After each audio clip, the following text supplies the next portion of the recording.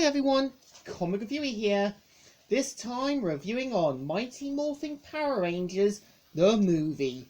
Now, as you know, Mighty Morphin Power Rangers, the movie, is meant to be a 1995 science fiction superhero film that was meant to be its own alternative version from Season 3, and following its own timeline and continuity away from Mighty Morphin Power Rangers. Now, for those who don't know, in the four-parter episode, Ninja Quest followed an alternative version to Mighty Morphin Power Rangers the movie storyline. So the premise of the movie is meant to feature the Power Rangers, which consists of Adam, Rocky, Tommy, Kimberly, Billy, and Aisha, and eventually they learn to their shock and surprisement about an ancient evil known as Ivan Ooze from Zordon. Now, Ivan Ooze's character is that he's meant to kind of be this kind of flamboyant, over-the-top bad guy.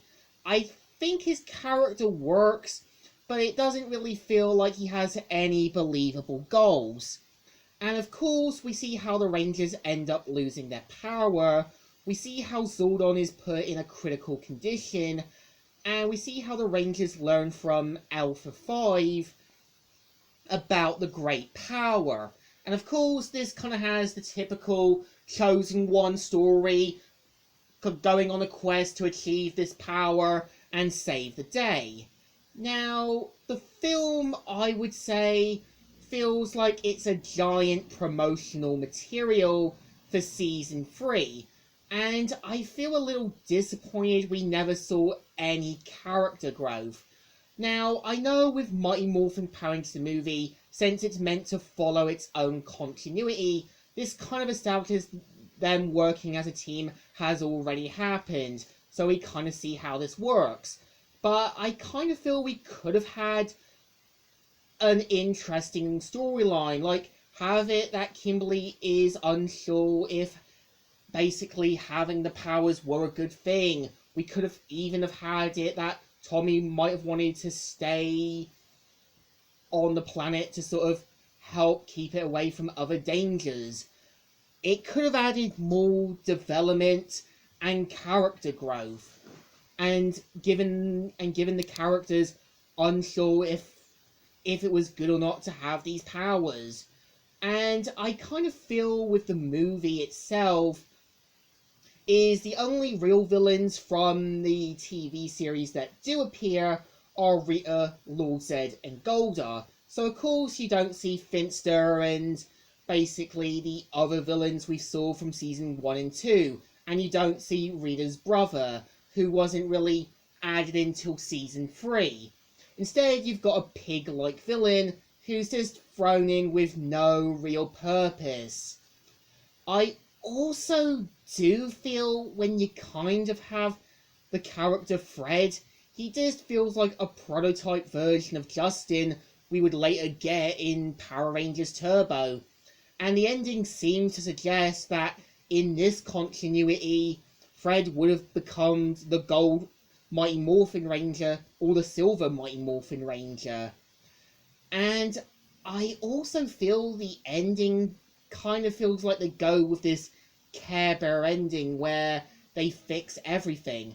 I kind of felt the ending should have had Dulcia sort of taking over Zordon's place and becoming the new mentor, and have it that Zordon's spirit shows up to say that he's proud of them and leaves on to the afterlife. This would have pretty much have established a new and different status quo, something Power Rangers Turbo also got right. I also know as well the Rangers' weapons are much different. For example, Kimberly's arrows are changed with a whip, Billy's weapons are changed to a sort of sling gun sort of thing, and the Rangers also seem to have more gadgets and gizmos, like sort of Alicia having a kind of light beam thing and also Rocky having a sort of scanning system when that should have been Billy's. And unlike Super Sentai, which they copied their stock footage from, Mighty Morphin Power Rangers the movie uses their own original footage. And I also know a lot of, like, filming took place in Australia, so you can kind of see the Australian atmosphere, and you can kind of figure out what it was meant to be. So, in my opinion, Mighty Morphin the Power Rangers movie is more of a hit and miss. It wants to tell a good story, but it's wasted potential. And again, yeah, if you're a fan of Power Rangers, or if you consider this a cult classic, like some long-time Power Rangers fans do, then this is your movie. So I think this one deserves a thumbs down.